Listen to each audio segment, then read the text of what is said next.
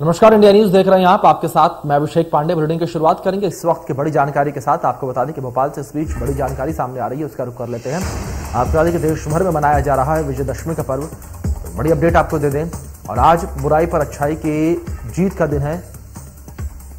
मध्य प्रदेश छत्तीसगढ़ में दशानन का दहन होगा। और आपको बता दें कि आज के दिन शस्त्रों की पूजा होती है। तो बड़ी जानकारी, अहम जानकारी आपको दे रही है। कोरोना गाइडलाइन का पालन जरूरी। तो देश भर में आपको बता दें कि विजयदशमी का पर्व जो है मनाया जा रहा है। पूरे हर्षोल्लास के साथ विजयदशमी का त्यौहार आज पूरे देश भर में मनाया जा रहा है। बुराई पर अच्छाई के जीत का दिन है आज। आपको बता दें कि आज के दिन को बुराई पर अच्छाई के जीत पर प्रतीक माना जाता है। जिस तरीके से भगवान राम ने रावण का वध आज के दिन किया था, तो इस दिन आपको बता दें कि अच्छाई की जीत जो है बुराई पर हुई थी। जिस तरीके से प्रभु राम ने रावण का वध किया था, इसी कड़ी में आपको बता दें कि विजयदशमी का पर्व जो है वो मनाया जाता है। और आज विजयदशमी पूरे देश भर में धूमधाम से मनाई जा रही है। और आपको बता दें कि बुराई पर अच्छाई की जीत का दिन है आज। मध्य प्रदेश छत्तीसगढ़ में भी दशानन का दहन होगा और जगह जगह पर कार्यक्रमों का आयोजन किया गया है मध्य प्रदेश छत्तीसगढ़ में। और आपको बता दें कि इन कार्यक्रमों में कोरोना गाइडलाइन का पालन करना अनिवार्य होगा। अनिवार्य रूप से कोरोना गाइडलाइन का पालन करना होगा। तो कोरोना को देखते हुए तमाम तरह की गाइडलाइंस जो हैं वो यहाँ पर बनाई गई हैं।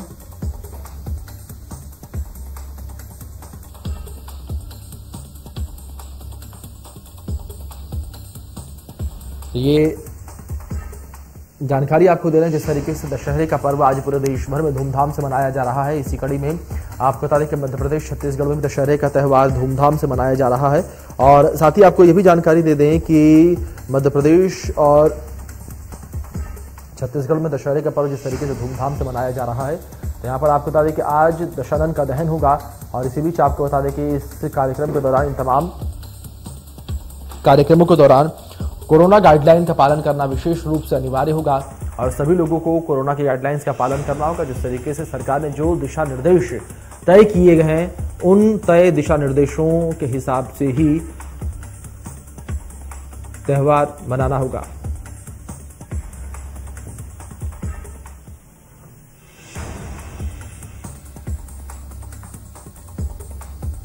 बड़ी जानकारी दे रहे हैं आपको।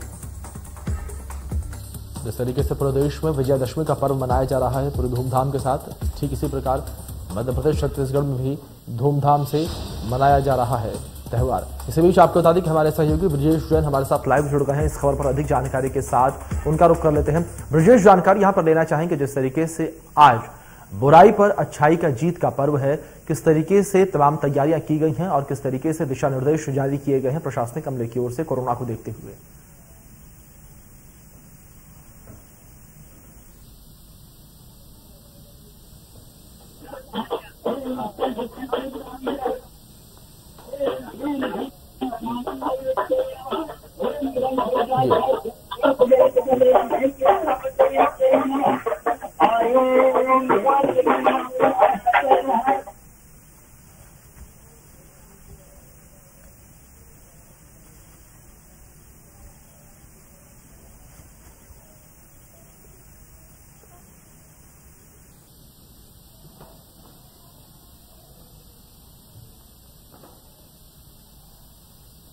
जी, तो हमारे सहयोगी से हमारा संपर्क टूट गया। एक बार फिर से हम प्रयास करेंगे अपने सहयोगी का रुख करने का, संपर्क साधने का। लेकिन लगातार हम आपको जानकारी दे रहे हैं जिस तरीके से तमाम तस्वीरें दिखा रही हैं कि प्रदेश में अलग अलग हिस्सों पर विजयदशमी का त्यौहार जो है मनाया जा रहा है। और आज का दिन जो है बेहद विशेष माना जाता है। आज के दिन को विशेष इस वजह से माना जाता है क्योंकि आज ही के दिन भगवान राम ने रावण का वध किया था। और रावण का वध करने के बाद ही अच्छाई की जीत जो है वो बुराई पर हुई थी और बुराई जो है समाप्त की थी भगवान प्रभु राम ने। तो इसी कड़ी में आपको बता दें कि मध्य प्रदेश छत्तीसगढ़ में भी तमाम कार्यक्रम जो है आयोजित किए गए हैं। और इन कार्यक्रमों में कोरोना गाइडलाइन का पालन जो है करना होगा अनिवार्य रूप से। वहीं दूसरी ओर आपको बता दें कि आज विजयदशमी के दिन शस्त्र पूजा का भी विशेष महत्व माना जाता है। ये कहा जाता है कि विजयदशमी के दिन शस्त्र पूजा की जाती है।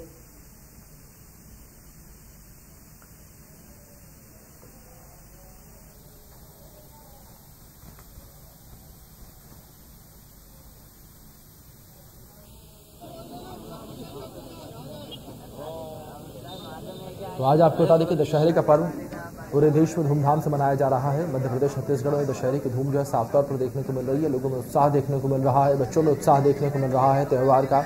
और आपको बता दें कि कई जगह पर पुतला दहन का कार्यक्रम जो है वो मध्य प्रदेश छत्तीसगढ़ में देखने को मिलेगा। दशानन का दहन जो है वो प्रदेश के कई हिस्सों में देखने को मिलेगा। और साथ ही आपको बता दें कि इन कार्यक्रमों के तहत जो है वो प्रदेश में कोरोना गाइडलाइन का पालन करना भी अनिवार्य होगा और सरकार की ओर से दिशा निर्देश जो हैं वो जारी किए गए हैं।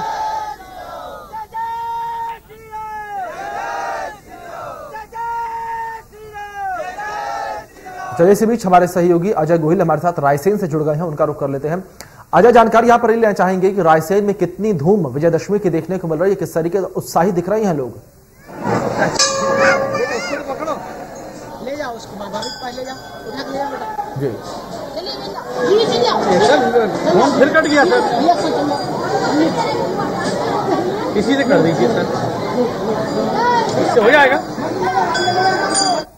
अजय, आवाज पहुंच रही है आप तक? मेरी सुन पा रहे हैं आप मुझे?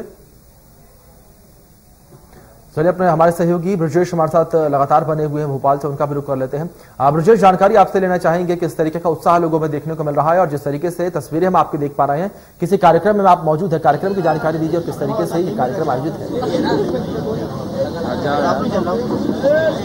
बिल्कुल अभिषेक, देखिए दशहरे का पर्व बड़े धूमधाम से भोपाल में भी मनाया जा रहा है और आप देख सकते हैं जहां भी मैं मौजूद हूँ ये भोपाल के पास का खजूरी इलाका है और खजूरी इलाके में शस्त्र पूजन का आयोजन किया जा रहा है।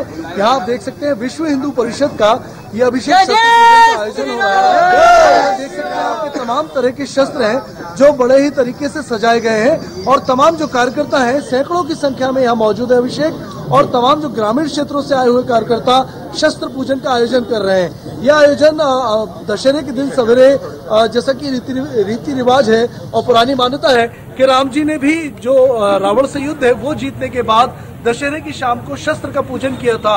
अपनी सेना के सारे शस्त्र एक जगह रखकर उसका बाकायदा पूजन किया जाता है। ये विधान कई सदियों से चला आ रहा है और यही वजह है कि लगातार विश्व हिंदू परिषद हो, बजरंग दल हो या राष्ट्रीय स्वयंसेवक संघ हो, इसी तरीके से शस्त्र पूजन के तमाम आयोजन होते हैं। आज भोपाल में भी हमने देखा, नेहरू नगर पुलिस लाइन में भी शस्त्र पूजन का अधिकार जो तमाम अधिकारियों ने शस्त्र पूजन किया था और उसके बाद विश्व हिंदू परिषद के लगातार पूरे राजधानी में कई तरह के आयोजन शस्त्र पूजन को लेकर जारी है। जी विशेष जानकारी अगर यहाँ पे लें कि प्रशासनिक अमले की ओर से सीधे तौर पर दिशा निर्देश जारी किए गए हैं कोरोना के गाइडलाइंस को पालन करने के लिए, लेकिन यहाँ पर जिस तरीके से तस्वीरें हम देख रहे हैं कि कोरोना गाइडलाइन का पालन जो है सीधे तौर पर नहीं हो रहा है और सीधे तौर पर गाइडलाइंस का उल्लंघन जो है देखने को मिल रहा है।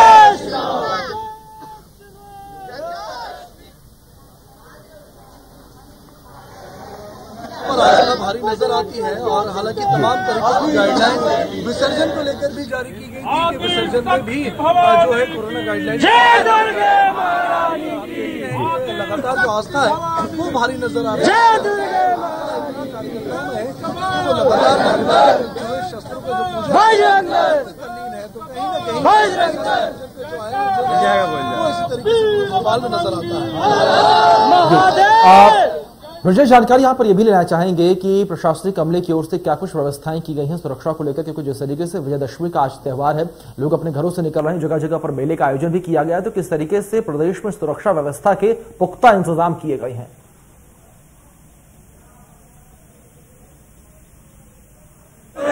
राजधानी में तकरीबन 5000 पुलिस वालों को लगाए गए हैं अभिषेक और तमाम तरीके की व्यवस्थाएं आज के पूरे समारोह को लेकर सुबह से शाम तक व्यवस्थाएं लगाई गई है, जिसमें चल समारोह पर रोक लगाई गई है आज भोपाल में और वो सीधे पांडाल स्थल से और जो 7 चिन्हित तालाब के घाट बनाए गए हैं नगर निगम है, स्थानीय प्रशासन है और ग्रामीण क्षेत्रों में ग्राम पंचायतें हैं, वो विसर्जन कार्यक्रम की पूरी व्यवस्थाएं संचालित कर रही है और लगातार जो कार्यक्रम है वो सुबह से ही जारी है। प्रशासन मुस्तैद है और फिलहाल जो व्यवस्था है वो तमाम तरीके से प्रशासन की जा रही है। तमाम आला अधिकारी पुलिस प्रशासन के सुबह से ही सड़कों पर मौजूद है जो व्यवस्थाएं संभाल रहे हैं। जी इसी बीच हमारे सहयोगी अमित चौरसिया भी हमारे साथ जुड़ गए हैं रायसेन से, उनका रुख कर लेते हैं। हमें जानकारी यहाँ पर लेना चाहेंगे रायसेन में कैसी तस्वीरें देखने को मिल रही है विजयदशमी के अवसर पर, कितनी धूम त्यौहार की देखने को मिल रही है? तरीके से रायपुर में जो यहाँ पर हम इस समय जो यहाँ का मुख्य दशहरा रायपुर राजधानी का, जहाँ जो कि WRS कॉलोनी में होता है, WRS कॉलोनी में आप देख सकते हैं कि यहाँ पर पूरी तरीके से रावण को तैयार किया जा रहा है। और अब लगभग मेरे जस्ट पीछे यहाँ पर आप देख सकते हैं कि रावण के पुतले को यहाँ पर जो उनके मुखौटे हैं 10 दशानन के जिस तरीके से मुखौटे हैं वो यहाँ पर हैं, और अब इसे इनकी पूजा की जा रही है। जिस तरीके से आप यहाँ देख सकते हैं कि ये पूजा का कार्यक्रम यहाँ पर चल रहा है, और इस पूजन के बाद दशानन के पुतले को यथावत खड़ा किया जाएगा, शरीर खड़ा कर दिया गया। अब सिर्फ जो बाकी रह गया इस पुतले का पूजन करने के बाद उन्हें खड़ा कर दिया जाएगा। तो यहाँ पर हम दिखाना चाहेंगे कि यहाँ के जो दशहरा उत्सव समिति के जो संचालक हैं वो यहाँ सभी हैं। यहाँ अध्यक्ष हैं कुलदीप जुनेजा, विधायक वो ये नजर आ रहे हैं। इस तरीके से मैं दिखाना चाहूंगा कि यहाँ से ये पुतले का शरीर वहाँ खड़ा कर दिया गया है। ये देख सकते हैं आप किस तरीके से वहाँ पुतले का शरीर खड़ा कर दिया गया है। और अब इस दशानन की जो 10 मुखौटे हैं वो यहाँ पर लगाने की तैयारियां चल रही। जैसे ही यहाँ पर समिति द्वारा पूजा कर दी जाएगी तो निसंदेह यहाँ पर जल्द इसको खड़ा कर दिया जाएगा। और शाम 6 बजे मुख्यमंत्री बिल्कुल हमें रायपुर में तैयारियों को लेकर बात करें, तैयारियां बिल्कुल जोरों पर हैं और उत्साह जो है साफ तौर पर लोगों में भी देखने को मिल रहा है। हमारे सहयोगी अजय हमारे साथ रायसेन से जुड़े हुए हैं, एक बार उनका भी रुख कर लेते हैं। अजय, जानकारी आपसे यहाँ पर लेना चाहेंगे कि रायसेन में क्या कुछ तस्वीरें देखने को मिल रही हैं। जिस तरीके से हमने रायपुर की तस्वीरें देखी हैं तो वहां पर तो तमाम तैयारियां चल रही हैं और जो पुतला दहन है उसकी तैयारियां भी चल रही हैं।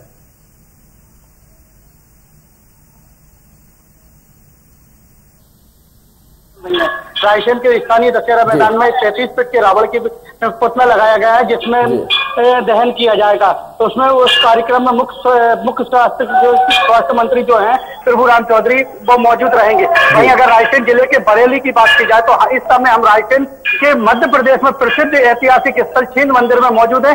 आप यहाँ पर देख सकते हैं मेरे पीछे की यहाँ पर हजारों की संख्या में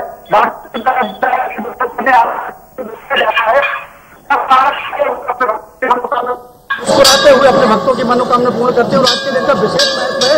हमारे साथ मंदिर के मुख्य व्यवस्थापक ये मौजूद है, आइए हम उनसे बात करते हैं। छिंद मंदिर का इतिहास क्या है और क्या यहाँ की व्यवस्था है? आज दशहरे के दिन यहाँ दर्शन करने से क्या लाभ मिलता है? क्या क्या लाभ मिलता है आज दशहरा के दरबार में हाजिरी लगाने से? यहाँ जो आदमी अच्छी श्रद्धा से आते हैं, वो जो भावना लेके आते हैं, विजयदशमी के दिन उनका हर मनोकामना विजय के रूप में।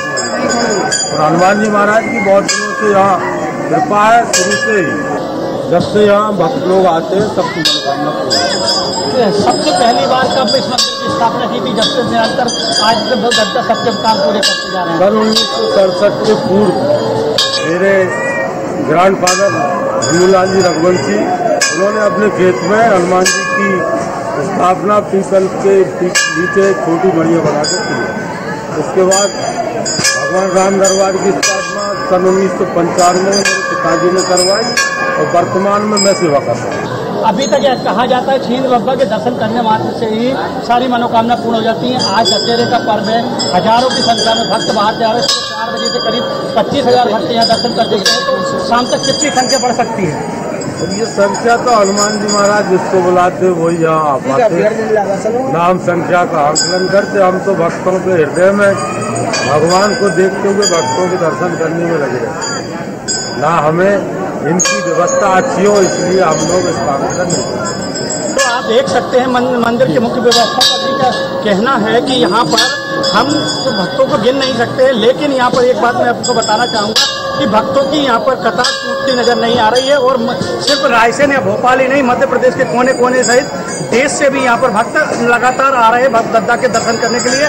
कहा जाता है कि आज यहाँ पर जो भी मांगो मुस्कुराते हुए दद्दा उनकी सबकी मनोकामना पूर्ण करते हैं। वहीं मैं आपको यहाँ पर बताना चाहूँगा कि विजयदशमी का जो पर्व है वो उसकी 2 मान्यताएं हैं। एक मान्यता के अनुसार तो माँ दुर्गा ने 9 दिन महिषासुर रावण से युद्ध किया और 10वें दिन उससे विजय प्राप्त की, इसलिए विजयदशमी का पर्व मनाया जाता है। वही दूसरी मान्यता के अनुसार भगवान राम जब लंका के रावण को जीत कर आए थे तो उसके बाद उस समय भी ये विजयलक्ष्मी का पर्व मनाता आया है। तो ऐसी 2 मान्यताओं के आधार पर आज विजयदशमी का त्यौहार को मनाया जाता है। तो रायसेन की अगर बात करते हैं तो जिले भर में बहुत धूमधाम से विजयदशमी का पर्व मनाए जाने की तैयारियां हैं। हालांकि मंदिर की बात करते हैं तो मंदिर बिल्कुल अजय, जिस तरीके में तमाम जानकारी आपने दी, तमाम बातें आपने बताई, तो रायसेन में तमाम तरह की तैयारियां की गई हैं विजयदशमी के पर्व के अवसर पर और तमाम तैयारी यहां पर की गई। लेकिन अगर बात आयोजन को लेकर करें अजय आपसे, तो किस तरीके से यहाँ पर आयोजन किया जा रहा है, जिस तरीके से आपने जिक्र किया और यहाँ पर पुजारी ने बताया कि काफी अधिक मात्रा में भक्त जो हैं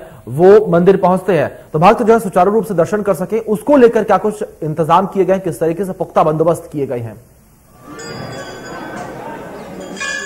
बिल्कुल अभिषेक, मंदिर की व्यवस्था की बात की जाती है तो मंदिर प्रशासन की तरफ से यहाँ पर 500 वॉलेंटियर लगाए गए हैं जो व्यवस्था को सुचारू रूप से बनाने के लिए कटिबद्ध है। वहीं अगर बात करते हैं कि यहाँ पर मंदिर प्रशासन की तरफ से कोरोना गाइडलाइन का पालन भी कराया जा रहा है। यहाँ पर सबसे अच्छी बात देखने को मिल रही है कि कुछ भक्तों को छोड़ा जा रहा है जिनके बाद दर्शन कराए जा रहे हैं। हालांकि इसमें भक्तों को समय जरूर लग रहा है दर्शन करने में, लेकिन ये बात कहते हैं कि भक्तों को कोरोना से बचाने के लिए ये मंदिर प्रशासन की तरफ से अच्छी व्यवस्था है। वही मैंने आपको बताया कि इस हिंद मंदिर की विशेषता ये है कि दर्गा के दरबार से जो भी मांगो वो यहाँ से खाली नहीं लौटता है। मध्य प्रदेश सरकार के अगर मंत्रियों की बात की जाती है तो चाहे मुख्यमंत्री हो चाहे प्रभारी मंत्री हो, जिले में इस दरगाह के दरबार में ऐसा कोई भी व्यक्ति नहीं है जो हाजिरी लगाने नहीं पहुंचता हो। अभिषेक जी सहयोगी हमारे साथ बने हुए हैं अमित रायपुर से, उनका भी रुख कर लेते हैं।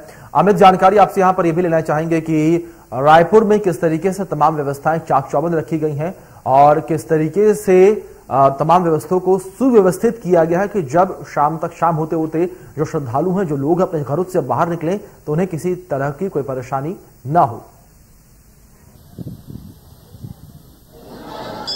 पे राज्य सरकार की तरफ से काफी अच्छी व्यवस्था की गई है। जिस तरीके से चाक चौबंद व्यवस्था यहाँ नजर आ रही है, जो 1500 पुलिस जवान यहाँ पर मुस्तैदी से तैनात किए गए हैं ताकि किसी को भी कहीं ना जाम लगे ना कहीं भीड़ भाड़ हो, ऐसी स्थिति यहाँ पर नजर आ रही है। और यहाँ पर भी जो WRS कॉलोनी में जो दशहरा महोत्सव होने वाला है उसको लेकर तैयारियां विशेष रूप से चल रही है और यहाँ पे बैरिकेड्स लगाए गए हैं। आम जनता के लिए अलग पृथक व्यवस्था की गई है, VIP VVIP के लिए अलग व्यवस्था की गई। इस तरीके से कोशिश यह की जा रही है कि यहाँ पर भीड़ भाड़ उतनी ना हो, जैसे कि क्षमता के आधार पर 50% की गाइडलाइन है, तो कोशिश की जा रही है कि ऐसा हो। लेकिन शाम होते होते तक चूंकि दशहरे का उत्सव है और कोरोना काल के बाद लंबे समय बाद यहाँ पर ये उत्सव मनाया जा रहा है, ये पहला मौका है जब कोरोना के बाद यहाँ पर रावण का दहन किया जा रहा है। तो एक तरह से ये कहा जा सकता है कि छत्तीसगढ़ की राजधानी रायपुर में इस बार फिर से दशहरा उत्साह से मनाया जा सकता है। जी अमित, जानकारी यहाँ पर आपसे ये भी लेना चाहेंगे, जिस तरीके से आपने जब कोरोना का जिक्र किया ही है तो लोगों में कोरोना का भय कितना देखने को मिल रहा है और विजयादशमी पर क्या कोरोना हावी है?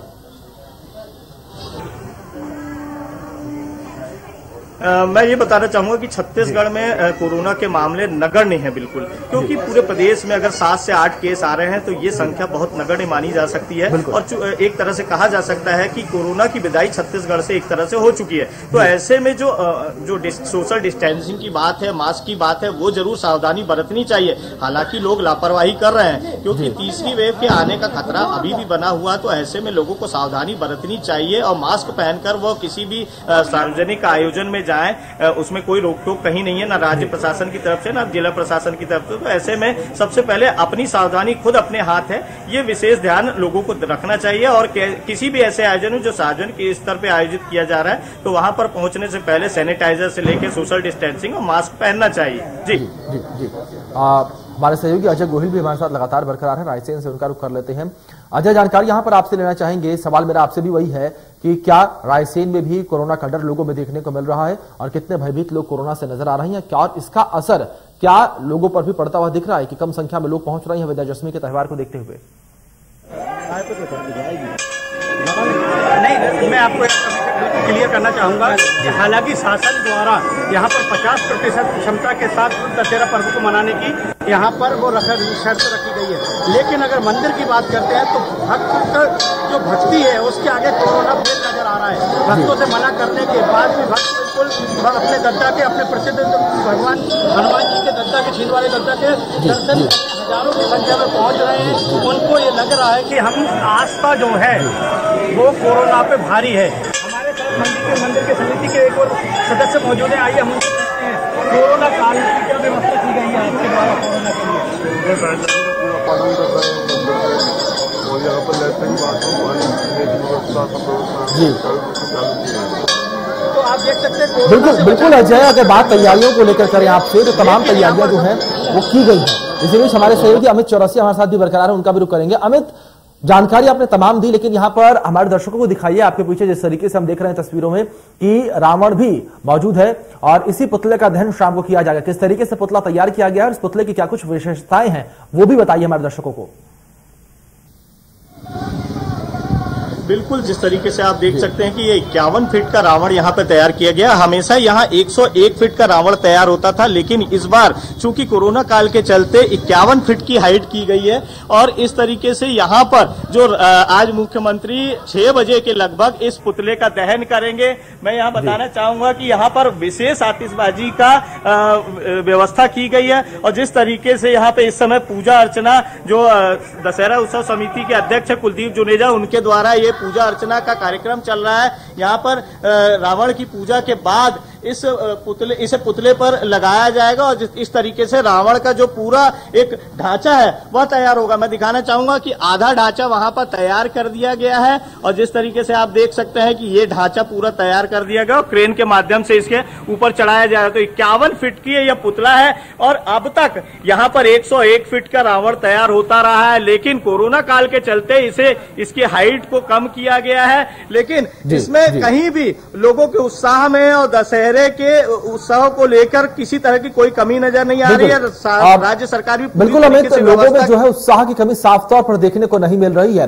लोग त्योहार को लेकर अभी भी उतने ही उत्साहित हैं और लोग अपने घरों से बाहर निकल रहे हैं। बहुत बहुत शुक्रिया अमित आपका हमारे साथ जुड़ने के लिए। साथ ही साथ अजय आपका भी हमारे साथ शुक्रिया हमारे साथ जुड़ने के लिए और तमाम जानकारियों के लिए। इसी बीच आगे बढ़ेंगे, आपको बता दें खबर इंदौर से, जहां पर इंदौर जिला पुलिस लाइन में वरिष्ठ अधिकारियों ने माता पूजन के बाद विजयादशमी पर्व का परंपरागत तरीके से पुलिस विभाग के पास मौजूद शस्त्रों का पूजा किया। और आपको बता दें कि शस्त्र पूजन में पुलिस अधिकारी और कर्मचारी उपस्थित रहे। इसके बाद पौराणिक परंपरा का निर्वहन करते हुए हवन पूजन कर कद्दू काटकर पुलिस अधिकारियों ने बलि दी। बताया जाता है कि अंग्रेजों के समय से ही यह प्रथा पुलिस में चली आ रही है। देश स्वतंत्र होने के बाद भी इस परंपरा का निर्वाह चला आ रहा है। वहीं पुलिस विभाग ने भी सभी को विजयादशमी की शुभकामनाएं दी हैं और हर्षोल्लास से त्योहार मनाने की अपील भी की है।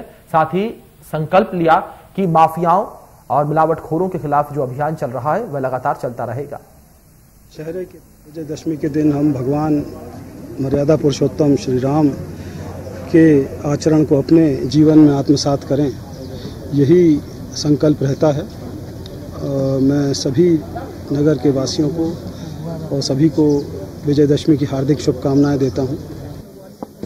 सभी को आज विजयदशमी की हार्दिक शुभकामनाएं। इस अवसर पर पुलिस ने अपने सभी संसाधनों को, विशेष तौर पे अस्त्र शस्त्रों की पूजा की और साथ ही साथ पुलिस ने इस अवसर पर संकल्प लिया कि लगातार पुलिस का जो असामाजिक तत्वों के खिलाफ, अपराधियों के खिलाफ, माफियाओं के खिलाफ जो अभियान चल रहा है वो लगातार चलता रहेगा। समाज में इस तरह का लगातार माहौल बना रहेगा जिसमें कि एक व्यक्ति जो कि कानून में आस्था रखता है, कानून का पालन करता है, वो पुलिस को अपना एक सहृदय मित्र समझेगा और अपराधी असामाजिक तत्वों के लिए पुलिस हमेशा एक अजय। मध्य प्रदेश छत्तीसगढ़ की हर खबर सीधे आपके मोबाइल फोन पर, सोशल मीडिया के हर प्लेटफॉर्म पर है।